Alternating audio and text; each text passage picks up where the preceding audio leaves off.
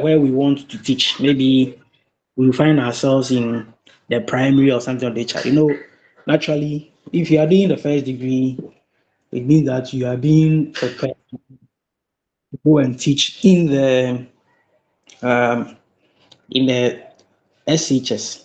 But then, funny enough, and lucky enough, our area is so broad to the extent that you can go to the basic, the basic level to go and teach there. And so during our time, I remember some of my colleagues went to teach at the basic, from primary one through JHS. They were able to do that. And so today, the person in question has gotten the chance and is teaching and getting the money every day. And so please, I also continue to reiterate that in here that get both the RME, that of the basic, through the SHS. No matter what they are doing at the SHS, please get the curriculum. If it is religious studies, get it. And within the religious studies, we may have Islam in there, we may have ATR in there, we may have Christianity in there. Try to get all of them so that you'll be acquainted with whatever is in there, right? Is that okay with us?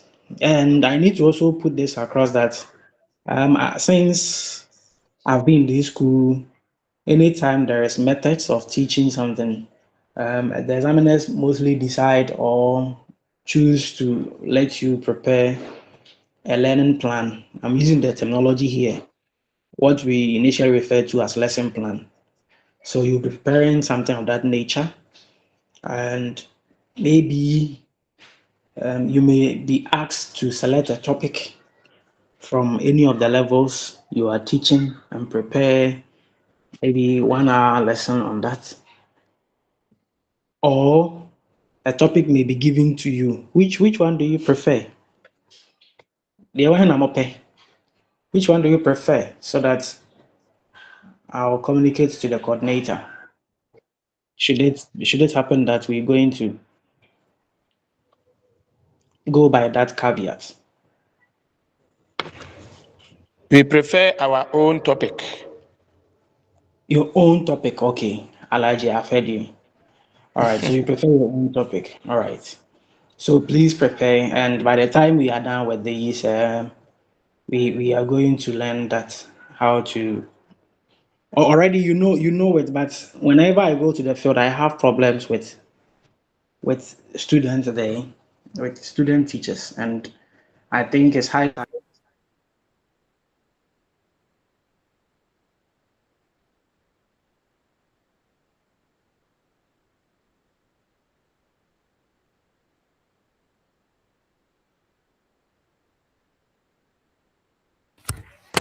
Please, can you hear me? Yes, please. All right, good. So, um, whenever I go to the field, I see students tend to be doing something that I don't agree with them. They will prepare the lesson, prepare everything, then ignore one salient part. And when you tell them, when you bring their attention on it, they say, okay. So I should say two salient points. And I think NACA, when they brought the curriculum, was silent on that time management. Okay, so it's expected that you time your lesson. And so please write it somewhere that you are going to time your lesson. I know most of you are in your various classroom when you are preparing, you don't put the duration across the various stages. That stage one, I'm going to use 20 minutes or that. Then some of them will also tell you for the remarks or reflection part, they will just write it nicely, but then they will decide not to bring anything. They will decide not to write anything there. And when you ask them, you now tend to become a bad person. And so please, all of these things are very important. So it's like you've gone for a program and you are, let's say you are the chair. They ask you, so what is your remarks about the entire thing? Now they tell you, this is, I don't have anything. I don't have any remarks as a chairman. So we bring the same idea here, that in the remark section, you need to write something, and it is better written after you are done teaching. This is just a revision. It's just a revision. And we are going to see so many things. If you want to use TLRs, how then should you go about that? In case you want to invite a resource person into your classroom, let's say Ampem, I am a chief priest of Dadieso Kwakualanta Shrine. If you want to invite me for a program, if you want to invite me to come and teach something about African traditional religion, how should you go about it? So we will learn all of these things, and as part of that, we are going to be great and to be able to handle any religion class we find ourselves. So please be preparing or start learning how to prepare the learning plan. It is now the time for you to familiarize yourself with the SHS curriculum, because one thing I know is that you are going to teach at the SHS level. And so your field experience, you have to go there to go and prepare. That's why none of you is expected to select basic. Okay, so that is it. Should it happen that maybe you want to still remain at the basic, you're also going to use the knowledge you've gathered here. So we look at the scope of religious and moral education.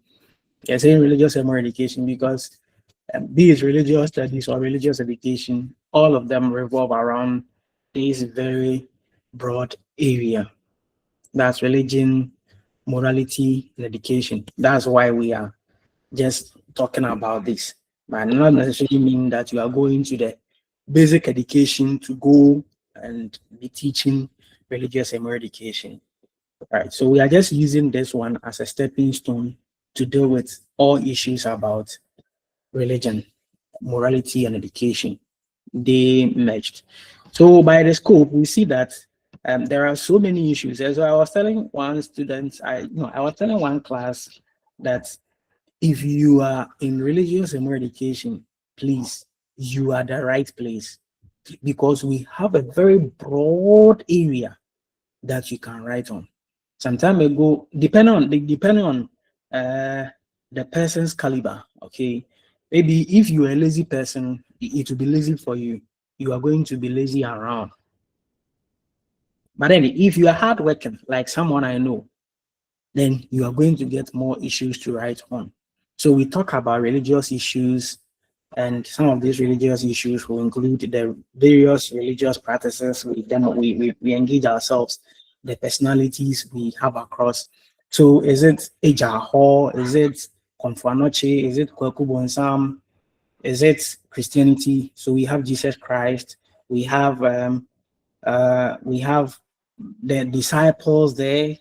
Okay, we have various leaders of our various denominations, how the various religions came about. And so when you are in that field, you are going to get more issues to write about. Again, if you are in Islam, you can mention the Prophet Muhammad Sallallahu Alaihi Wasallam. So you can mention him, study his life and some of the things he did, and to be able to correct us in our current dispensation. You can talk about the four caliphates or the four caliphs.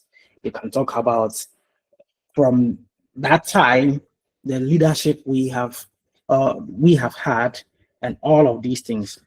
Again, we deal with issues about good deeds and wars, bad deeds, and punishment. We talk about right and evil ways of doing things and a whole lot of things. We also deal with critical issues like abortion, issues about we also talk about issues about drug abuse. We talk about issue about sin. So the areas, in fact, religion is very broad. So if you want to get your doctorate, your mastership, and you feel if that you are the right place, and even the aftermath, you are the right place to go higher.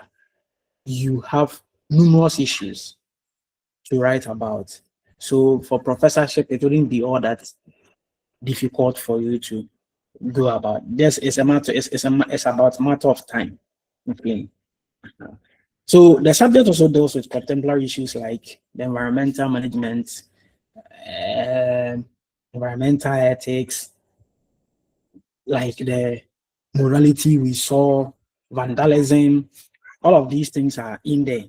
So Galamsey, I would say, why are we talking about Galamsey? We are talking about Galamsey because we are dealing with humans. Anything that deals with human welfare is our concern, it's our priority. For that matter, we need to be talking about them. And so we are interested in environmental issues.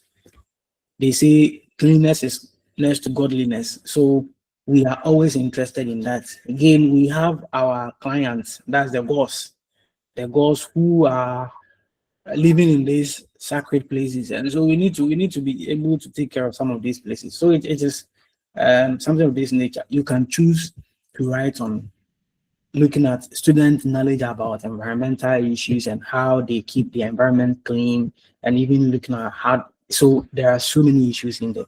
Again, we covered the three major religions that are practiced in Ghana, and we know that naturally and constitutionally there are three main religions. There are three main religions that are being practiced in our country. That's Christianity, Islam, and ATI. So that's what we need to know. And it is an area that we are always interested in. So what is the rationale for teaching? I think this we've spoken about some of these issues in our first course, that's curriculum studies in RMA. So we are familiar with them. So issues about morality have just wobbled people's mind for so long. From the day humans were created, we have been thinking and talking about some of these issues. And so, so far as we are humans, you see that some of these issues are going to affect our decisions. So we need to talk about them.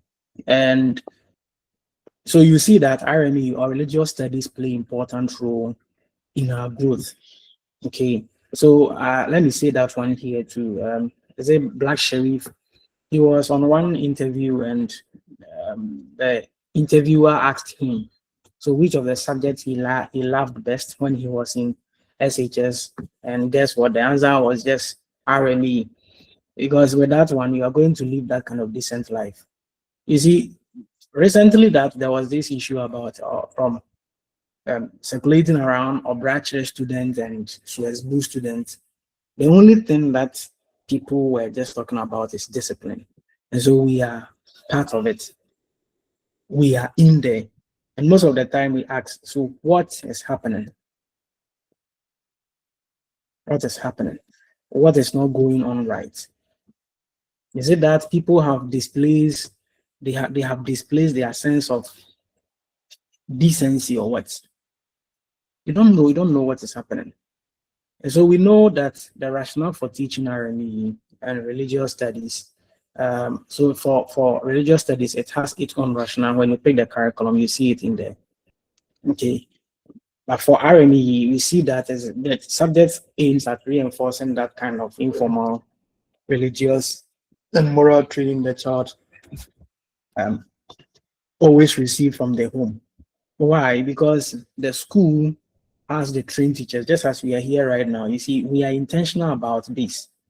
The theory of planned behavior, we have decided that we want to get teachers who will go there to go and teach learners without being biased.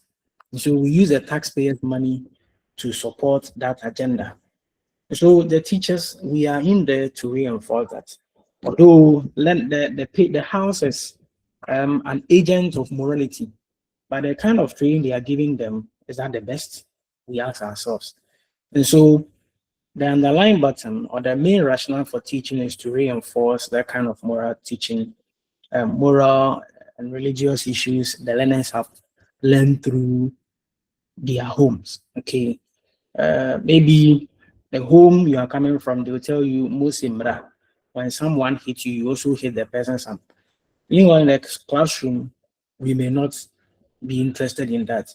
Because for us, we have studied the psychology, we have studied the philosophy, we know the rationale. In fact, okay, we know the philosophies behind these various subjects.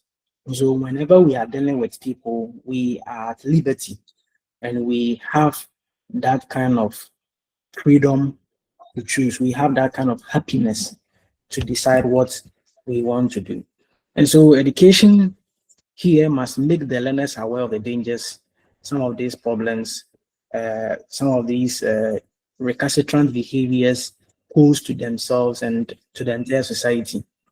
Not long ago, we learned that when people are harming or when they are sinning, they sin against the deity, they sin against the community, then they sin against their own selves.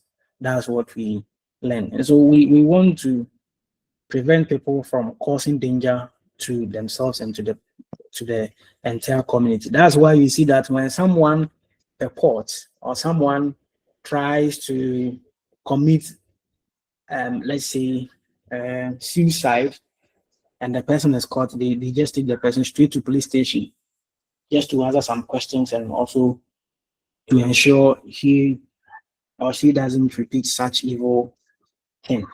So that's the beauty of it. Now, we see many homes and communities where the learners are coming from have done all that they can to provide some of this training. You see, going with this, if you are a student or if you are a child and you go out there to go and misbehave, and any elderly person catch you or get hold of you in the community, they will beat you. They will beat you mercilessly.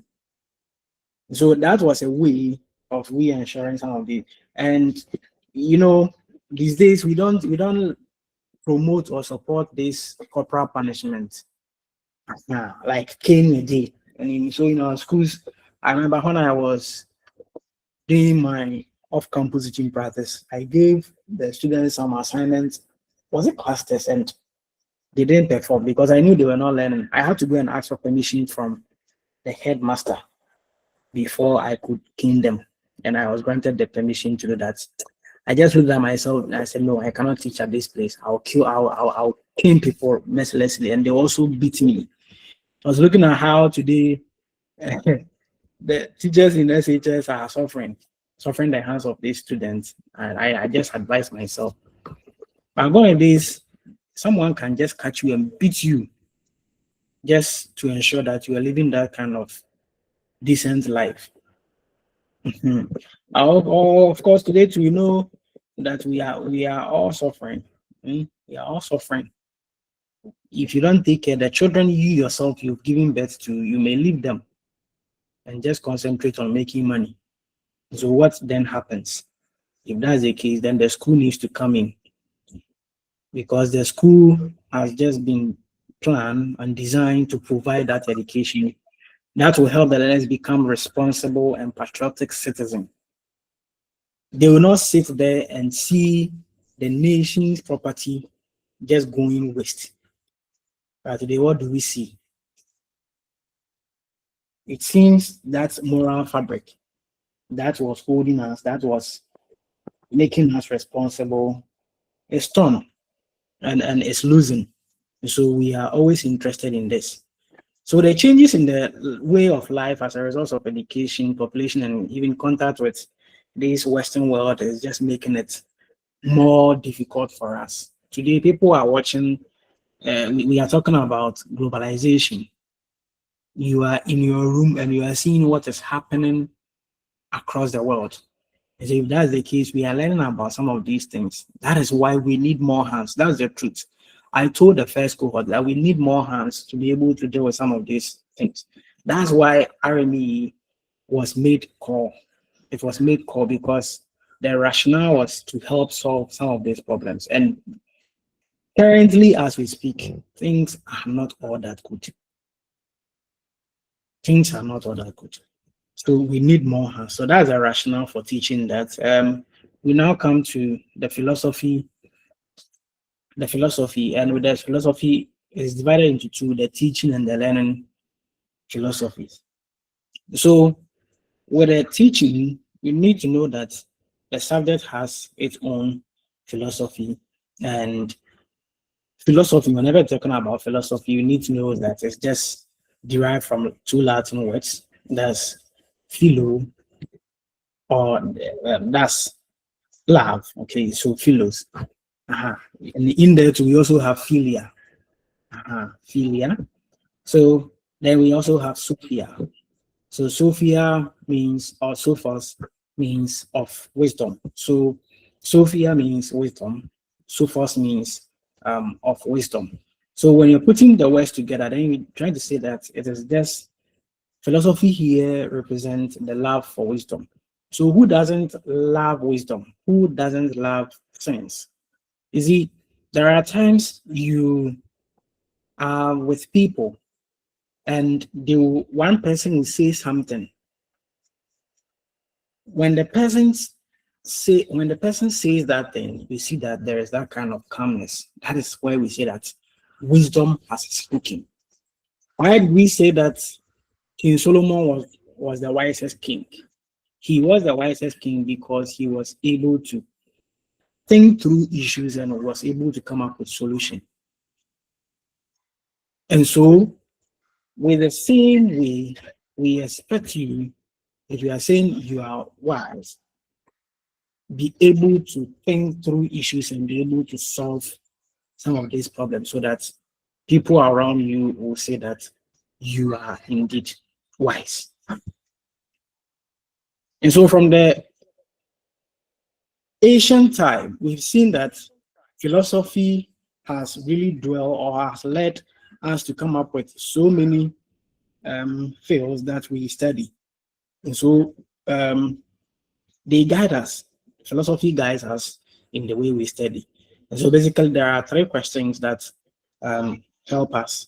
The first one has to do with the nature of what we want to study. So there is a question of what is there to be studied? What is there? That's the nature of it. And we're talking about metaphysics or ontology. And by that, we're talking about the nature of the being, the nature of the thing you are interested to teach. Is it there or it's not there? That's what we want to look at. So if you are bringing it to education, we talk about the content, what is there to be studied. That's why I said it is very important that we learn the content so far as methods of teaching is concerned. Because what do you teach at the end of the day? What you are going to teach is your method. Then how do we know about what is there? So how do we know? Here, talking about knowledge, how do you know? That is epistemology. And so anytime you are considering the source of knowledge, then we are talking about epistemological assumption or epistemology. We are talking from epistemological basis. Then what should we do about what is there? So how then what should we do with that? And that one is basically talking about ethics. So what virtues should we cultivate? We are talking about ethics. And when you go deeper, you see that whenever you're talking about ethics, then it's coming from the individual basis. And so the subject here aims at we teaching. Okay, what do we teach? We are going to teach the content. And so please, that's why I said try to get the curriculum. When you get a curriculum, you know what is there, what the curriculum expect us to go out there to go and teach. We are also talking about the instructional process, the method. Okay, the strategies we are using to teach also matters. Then what are the rules that are supposed to guide us? So we also have the principles of teaching. So how are you going to teach? We know that teaching is both a science and an art. Teaching is both a science and an art. So to make it science, it means that you need to follow the lay down principles, the lay down rules to be able to guide you in your teaching. For example, when you're teaching, you teach from the known to the unknown.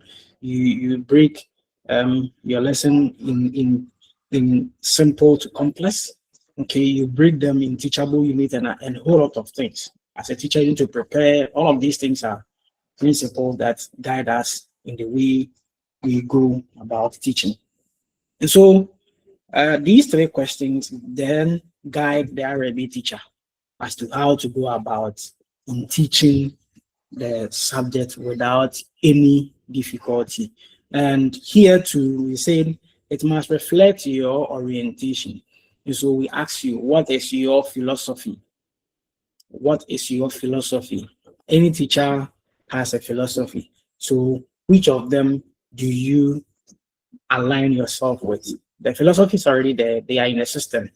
But which of them do you, as a teacher, align yourself with? Okay.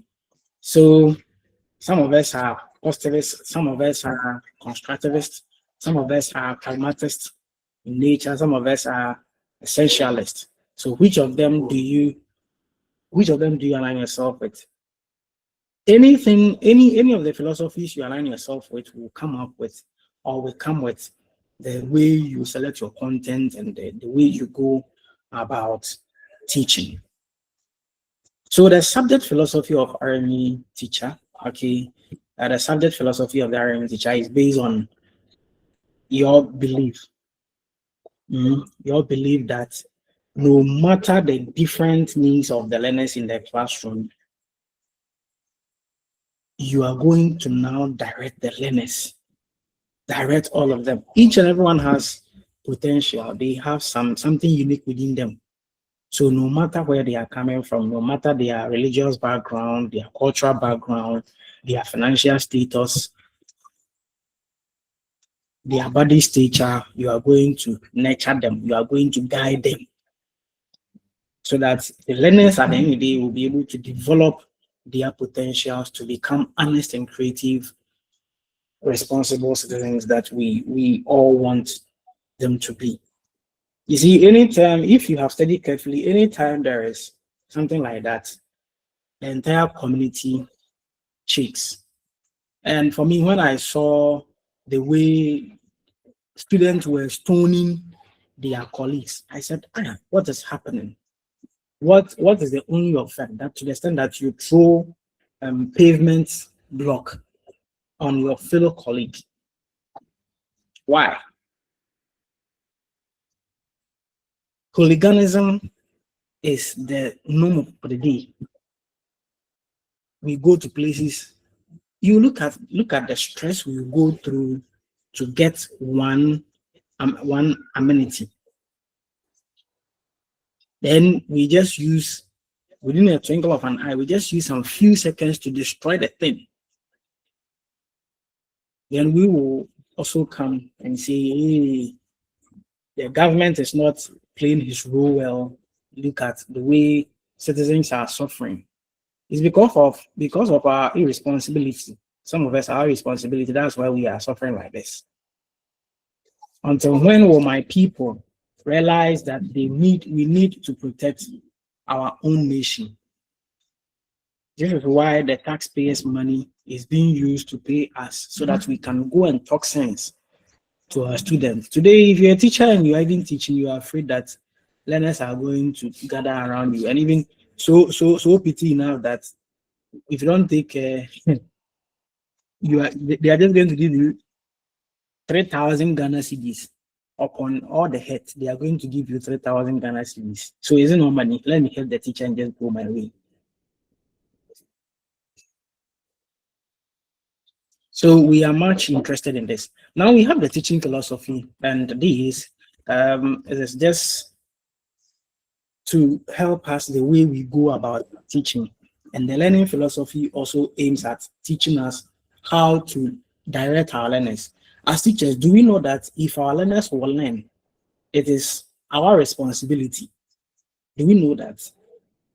If a learner won't learn, it is you who is to be blamed. We are supposed to blame you. If the learner will learn, we are supposed to praise you. Someone will say, but can I force the learner to learn?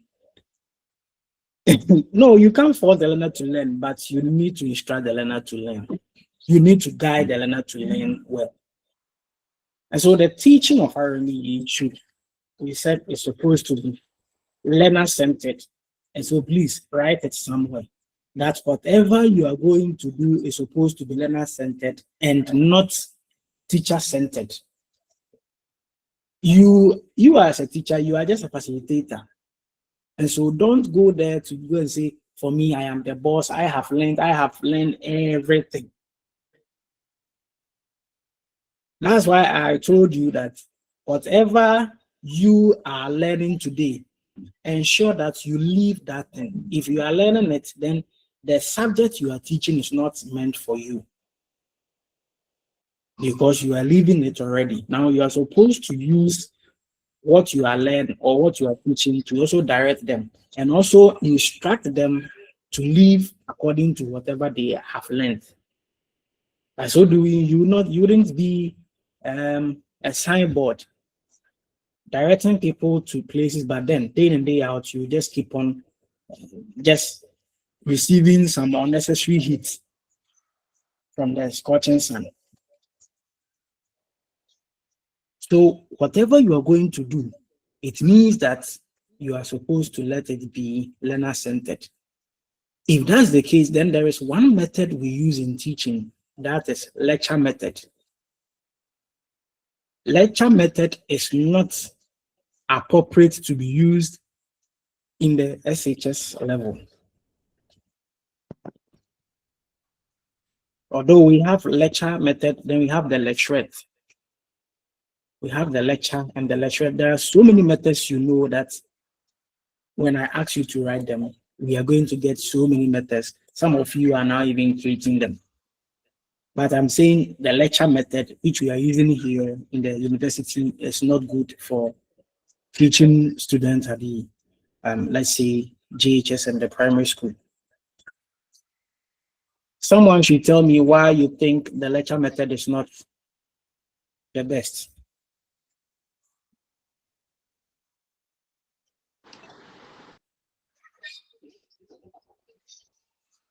Someone should please tell me why you think yes. What? Someone, I'm listening to you. Yes. So whose hand? Whose hand? Bobby. Sir, Yes, sir.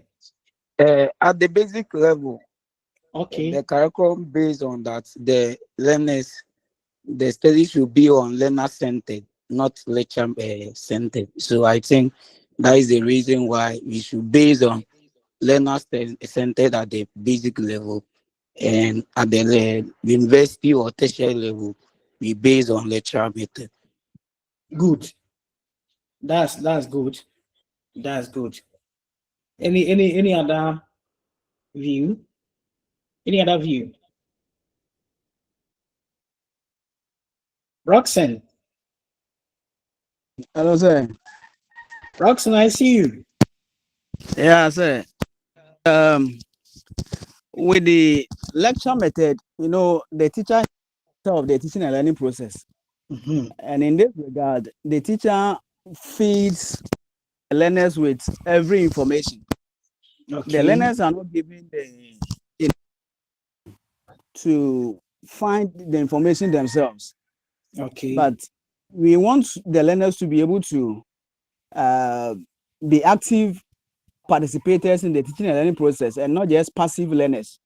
Okay. And so at the JHS level and the SHS level, because we are now building the horizons of the learners, it is very important that we ignore the lecture method and use methods that will bring every learner on board so that we'll be able to address their various needs and their interests.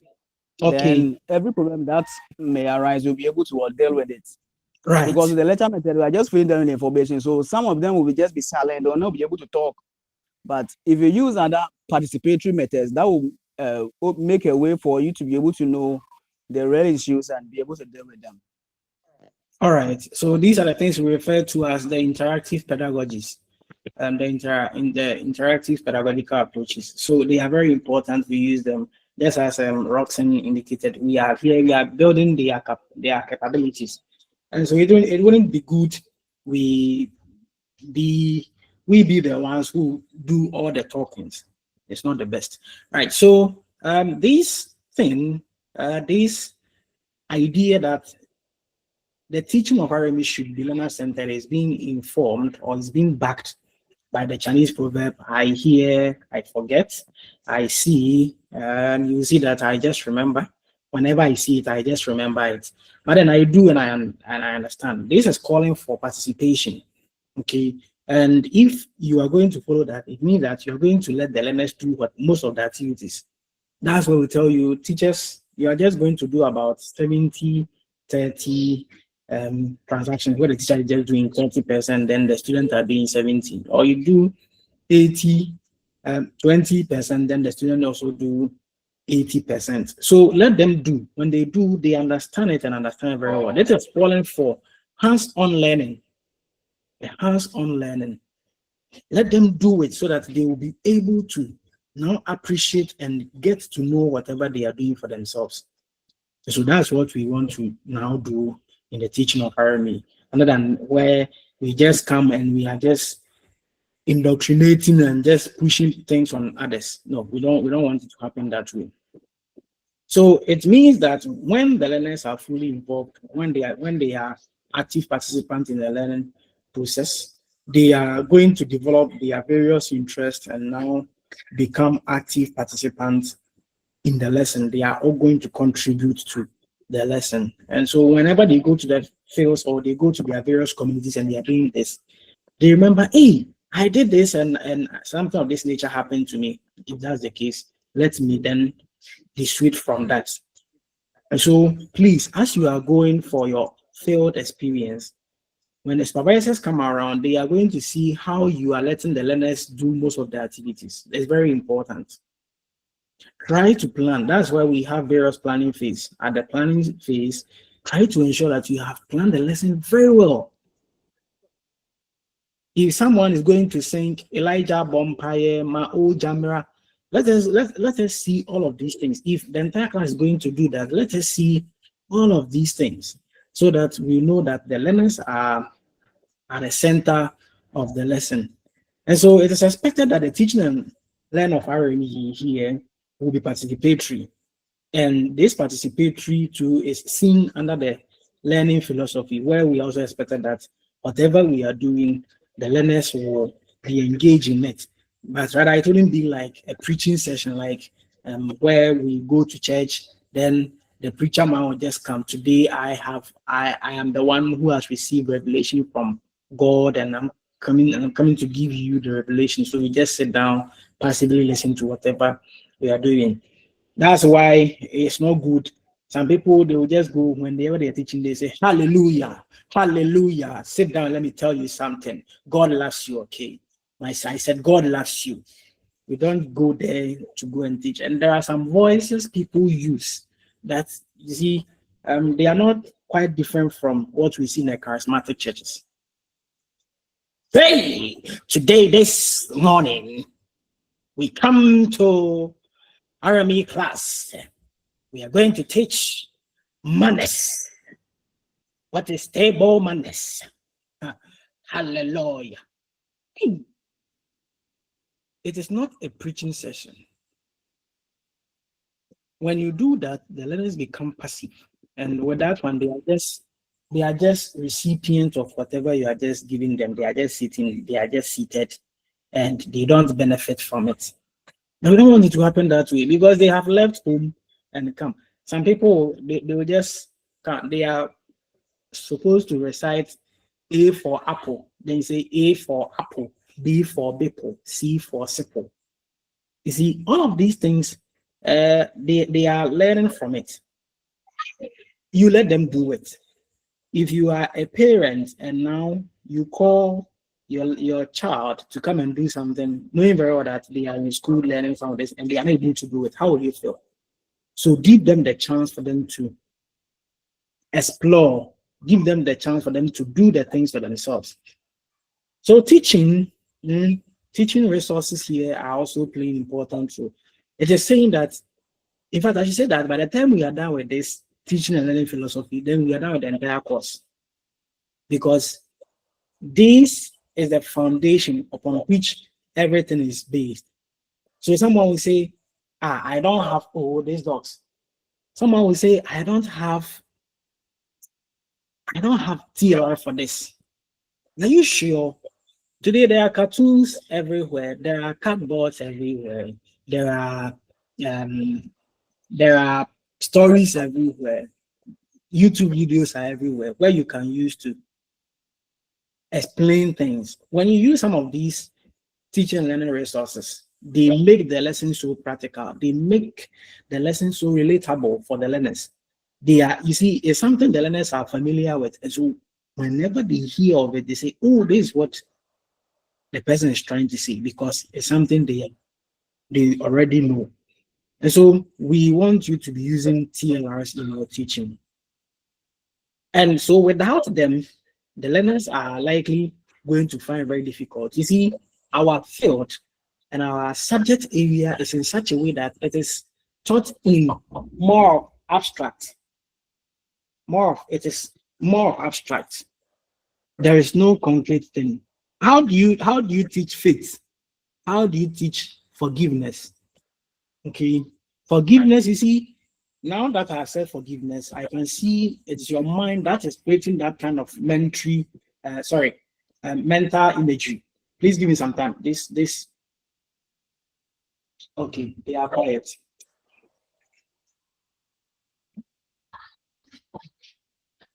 So that's the beauty of it. The mental imagery. It's like they are getting it. When you use, they are going to get whatever you are teaching them. When you use role play, dramatization, and other things. By the way, what's the difference between role play and dramatization?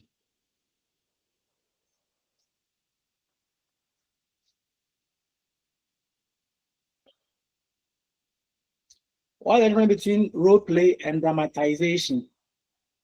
Anyone?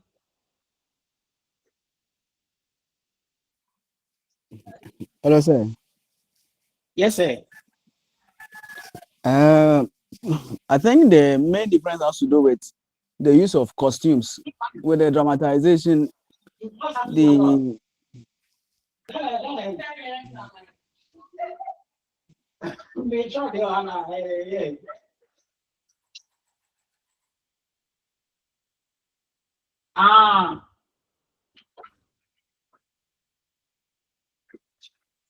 Sorry, seniors. Sorry. But yeah, my bad. All right, senior. Yeah, you are saying something. yeah, sir. I was saying that the difference between the role play and the dramatization has to do with the use of costumes. Now, Okay. in the role play, the learners can be in their normal uniforms and they perform something to portray what they are trying to make them. But with the dramatization, you have to, I mean, like the outfit and everything has to change to suit whatever you want them to really understand. That is how I understand it. Sir. Wow, that's good. That's good. Who else? Who else? So are they the same or they are different? They are different entities. Yes. So you see.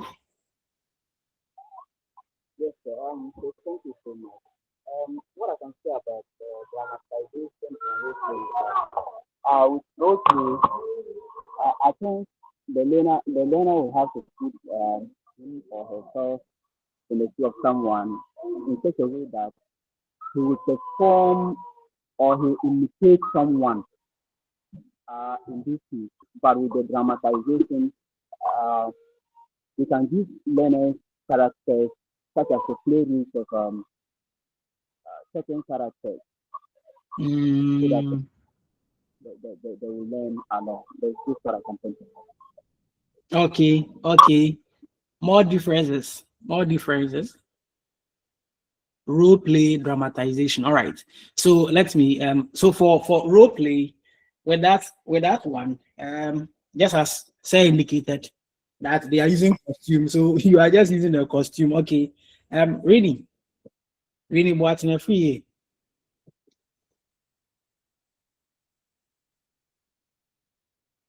Hello, sir. Yes, madam. Please, I don't think they are the same. The role play and the Yeah. dramatization. Okay. There's role play focuses on practicing skills, like maybe you've been given a topic to treat, and then you want to demonstrate it for the student to have a better understanding of the topic. Okay. And then the dramatization focus on presenting a story. Okay. It also focuses on presenting a story. That's good. This That's good. is the role play focus on presenting a skill, and then the dramatization focus on presenting a story. Okay, thank you. Thank you. I'm learning from you. Christiana, I'm learning from all of Sir, you. sir, please. I think duration also comes in here. Role Okay. play takes a short period of time, but dramatization takes a longer period of time. Thank you. Mm, okay. Okay.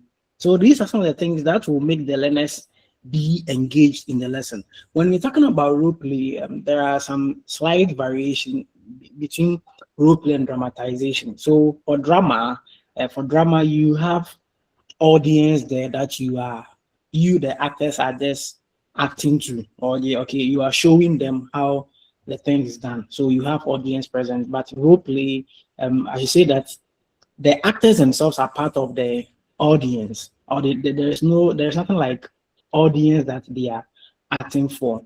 Again, drama is being acted on a stage, and what is it's not acted on stage. All right, so we have all of these in there, and just as the duration. Okay, for the drama, it may take long. There are so many things that will come in play. It may have a theme, may have a plot, and the characters are just different from the normal audiences. But for roleplay, it's the vice versa.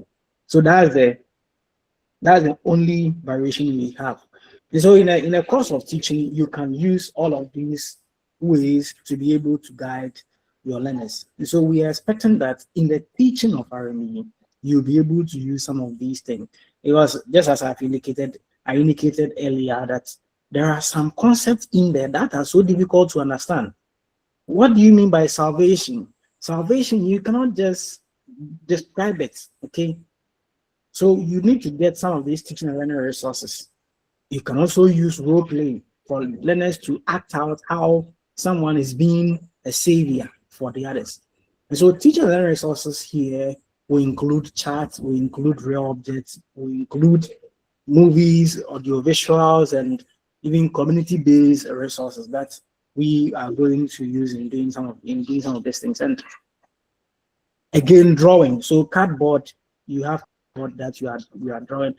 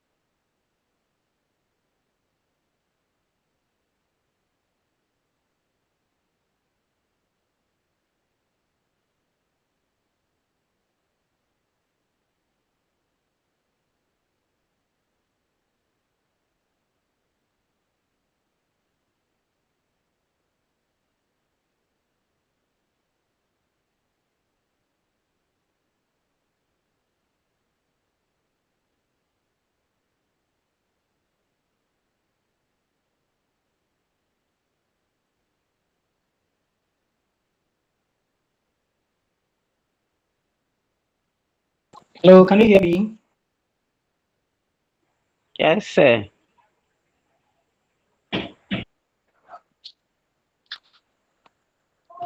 Can you? All right. So sorry. So sorry for the network is not helping me here. So I had to switch. The student was just teaching manners. The student was teaching manners, and now the way the students had reading.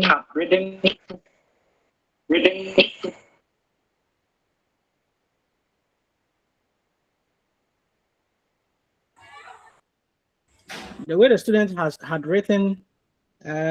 Please, can you hear me? Yes, Yes, please. sir. Yes. So the way the student had written two people who were exchanging pleasantries and other things. In fact, it was so beautiful. And so I took a picture of that student teacher, and that's what we want to do. That's what we want to be done. You can use a cardboard and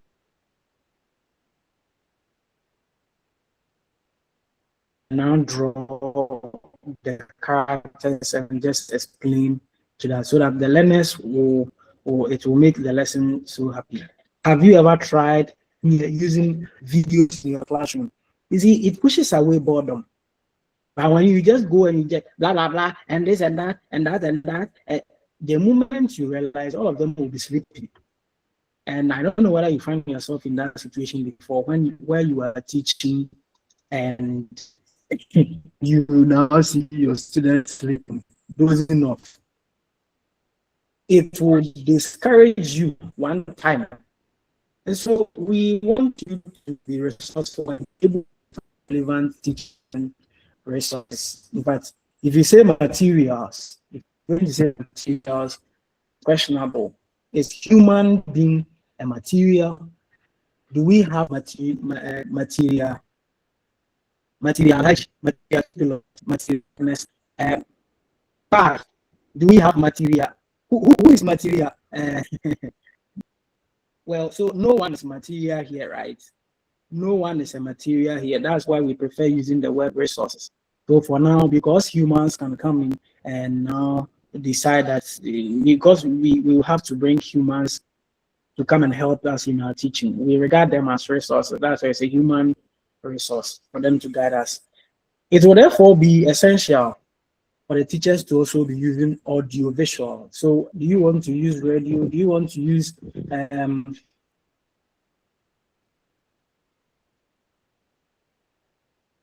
videos? Okay, we have audio resources. We have the audio visual resources, so television. In that case, your laptop with maybe a Bluetooth or something of that nature, you can send to the classroom. Do you want to talk about Elijah on Mancanel? You can do that. Do you want to explain or do you want to show how ablution is being performed? You can demonstrate that on television so that they do it, they see it. You can equally invite people, maybe a student in your classroom who is a Muslim, in case you want to teach ablution, you can do that. You may invite a pastor to come and teach you or to come and now act the way Eucharist is being given, that the Holy Communion is given. It's very important to do all of this, and learners will now acquire the language, okay? They will acquire the language to be able to communicate in, and it's very important. It's a necessary skill. And again, they will be developing some of these core competencies, and we know the core competencies: critical thinking, problem solving, communication, and collaboration, and a whole lot of other things. They are going to learn from all of these things. So please, as you're going to the field, be using some of these things. The teacher is then expected to relate the various topics to practical situations. So when assessors come, they will ensure or see to it that how then do you relate the biblical text or the content? How do you relate it to practical life? Is very important. As a teacher, you need to do that. Then we also demand cultural and religious sensitivity. That there are some issues that are so sensitive that if you don't take care, they may turn entire community or classroom upside down. if that's the case, as a teacher, you need to be mindful of some of these things. Please let me find out from Al-Haji. So we have two Al-Hajis in our midst here. Al-Haji Ali. Al-Haji, are you there? Do we have pictures of Prophet Muhammad? No, sir. All right. So it will be, if no, sir, then you see it will be erroneous, or it will be bad on your part as a teacher when you are teaching already and you just go and say that this is the picture of the Prophet Muhammad, peace be unto him. If you don't know, you go and do that, you are going to cause problem in the classroom, because there is nothing like that. Not him alone. The four caliphs, they are also part. You don't have their pictures. Okay. So I assume it is the case, because as at that time, the technology was not all that high for people to keep pictures of something of that nature. Or what's the rationale behind it? I assume it's not right. Assuming it's not right. So Alhaji, why don't you have the picture of the Prophet Muhammad? The reason being that Muslims or humankind is not advised to use somebody to represent the Holy Prophet for other people, the new generations, to come and figure that person as the original prophet of God, the Holy Prophet of Islam. So he also advised that nobody should make a portrait of him the way and manner he was. That is why. Because people will take that person to be the original prophet of God, of which it is not so. Exactly. Good. So then I did the right thing. I went to the field, and one student had picture of Jesus Christ, picture of Okonfanoche. I think he was talking about religious leaders in three major religions, and he had the pictures of these three personalities. I said, hey, who told you that we have prophets? We have the prophets' pictures. Then he said, oh, this is just a depiction. I said, no, we don't have nothing like we don't have anything like that. So please, if you are in this class, I am sure you also not going to do that, because it wouldn't sit well with the believer, because the believer is always right. The believer is always right. And so please be mindful of that. You don't go and show pictures of the Prophet Muhammad when you are teaching in that regard. So teachers must be consistently aware, okay, of the need to avoid depicting Allah or the Prophet Muhammad visually. That's the caution, right? Today maybe this class, I doubt where I have come to, it rains regularly, and today too, it's raining. Yesterday it rained, last day it rained, and today too, it is trying to do its thing. So let's see. In case you can't hear anything, then we pause it. And maybe make it another time. We now come to the learning philosophy, and here too, we know that the best way of learning RME or religious studies is participatory, okay, where we are using practical activities. Don't forget, I do and I understand. So if you want to do and understand, then we are going to call for hands-on learning activities, practical activities. Just like if you want to know how to prepare drumstick, if you want to prepare granite soup with kokunte, you need to do demonstration. In the olden days, we were doing how do you call it? Mom and papa, the dim cross, learning, demonstrating how to prepare fufu. Then you just pick some of the food and, oh God, we thank you. Look at us today. Then you just attach it to your chin. You say you are eating it.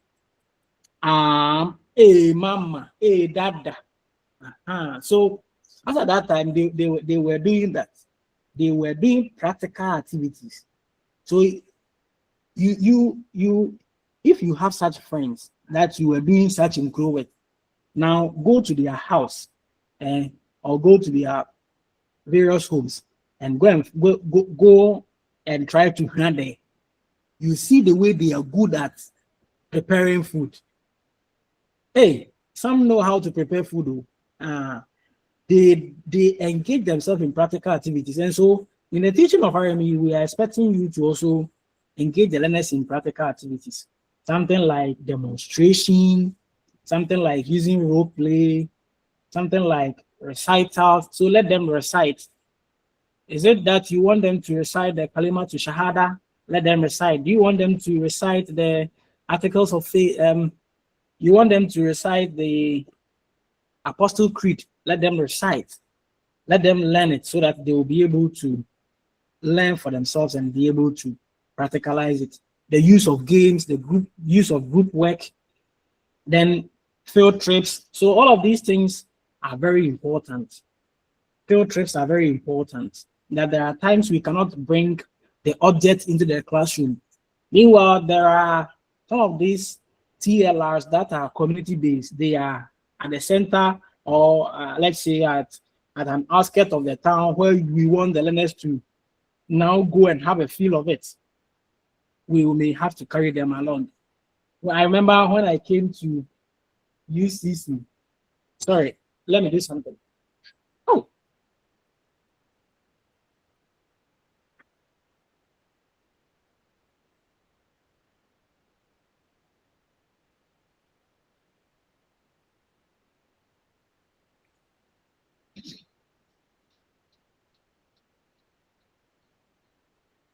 So I remember when I came to UCC, we were just learning about we were doing comparative study of religion, and Professor, one of his Professor Vincent Asampo. I think you do that course in the next block, or maybe the final trimester. So for him, he took us to the Hindu monastery, and the way some of us danced that very day, in fact, we had to dance. You know, we cannot bring the entire Hindu monastery to the classroom. Please, can you hear me? Can you please hear me?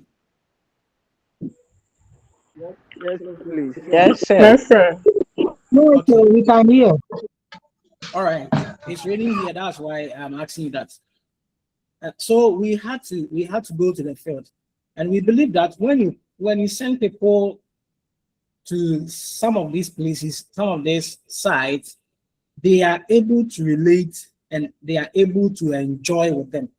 We went to the field. When we returned, we were asked to come and write reports, and I think that one formed part of our 10%. I think it formed part of our 10% assessment. I think it was 10%. Okay, and so we had to use it in that regard.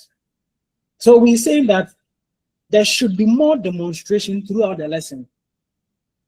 Demonstration. As teachers, we can demonstrate how things are done.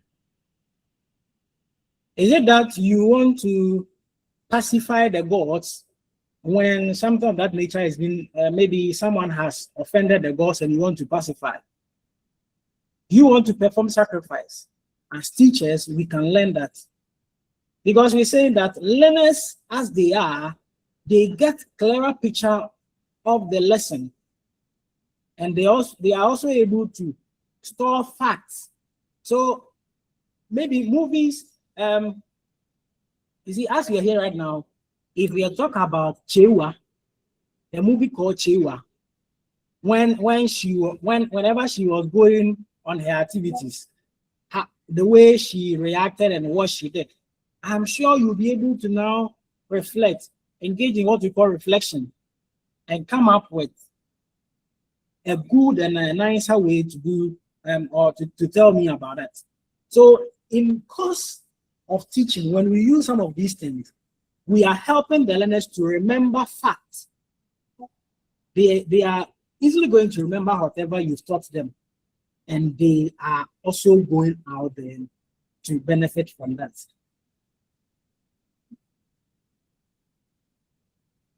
They will just be sitting at the examination center, and now we'll say, this is the case, that's the case. Okay, I remember my teacher saying this, I remember my teacher saying that, and they'll just remember that for you. Hey. All right. So let us give ourselves maybe 30 minutes break. Let us give ourselves 30 minutes break. By 7, we will have to come back.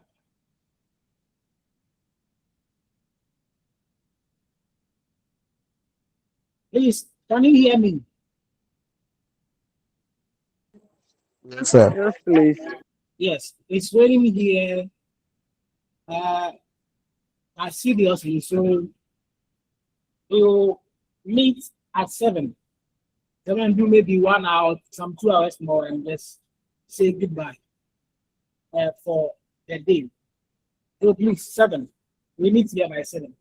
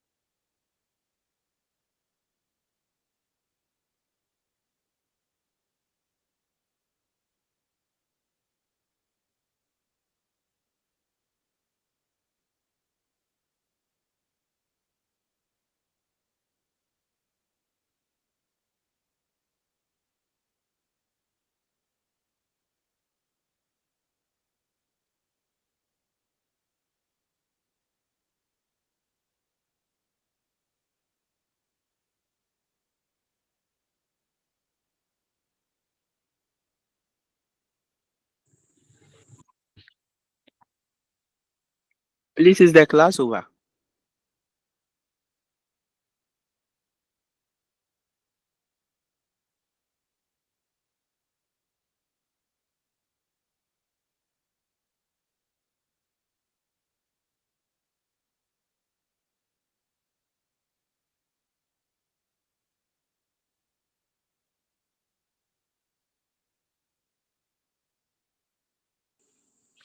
Hello.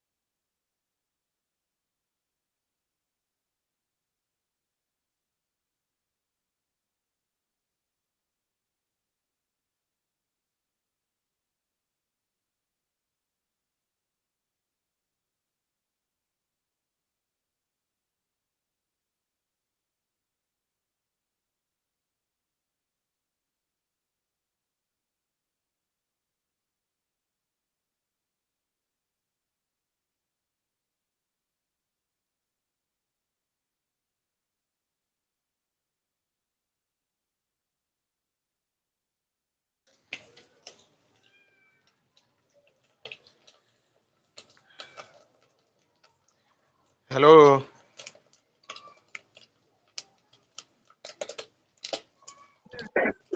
Hello, Mr. Pepawada. Hello. Epacho, as I say, no ninsu no anyato.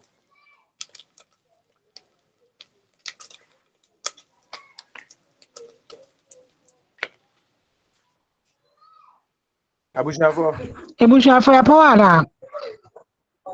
Say, or can say, I say nsu eto nti say, antimi anyina so dia na che say, eno ano no. I believe say, nsu no.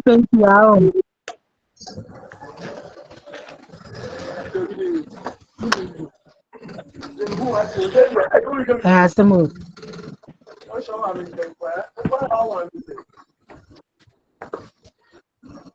Say, ade no ye ntimi an conclude.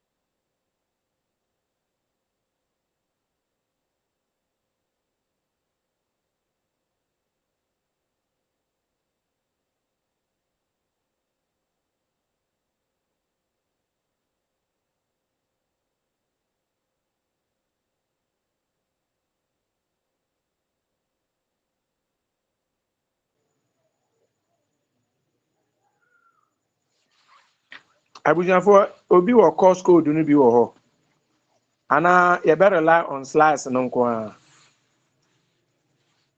ɛsɛ nipa ni na akora akɔ